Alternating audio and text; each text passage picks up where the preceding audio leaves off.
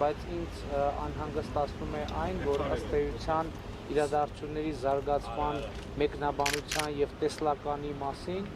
խոսում են միայն ազգային անվտանգության ծառայությունը եւ ոստիկանությունը։ Գիտեք, եթե մենք այս իրավիճակին պետքա գնահատենք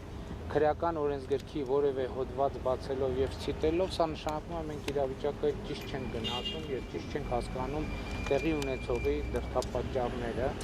եւ ինձ համար ընդունելի չեն նաեւ այն ձևակերպումները, որ Սասնա ծռեր խմբի անդամներին փորձ է արվում ներկայացնել որպես ուղղակի ահաբեկիչ եւ այս կարգի որակումներով, սա գիտեք, սա նշանակում է առնվազն չիմանալ, շփում չունենալ Հայաստանի Հանրապետության ժողովրդի հետ եւ քաղաքական գործունեության ընթացքում ցանկացած քաղաքական գործիչ կասի, որ գյուղ մտնես, որ քաղաք մտնես, մարդիկ եւ գալիս են շատ դժվարությամբ են լսում քաղաքական գործունեության մասին որևէ խոսակցություն եւ նրանք ասում են, այն չեք խոսում, պետք է զենք վերցնել գան։ Այդ նշանակում է Հայաստանի Հանրապետության բնակչության մի զգալի մասը դարձել է ահաբեկիչ եւ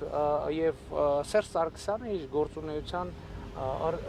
ընթացքում ունի շատ կոնկրետ արդյունք Հայաստանի Հանրապետության քաղաքական հարցերի լուծման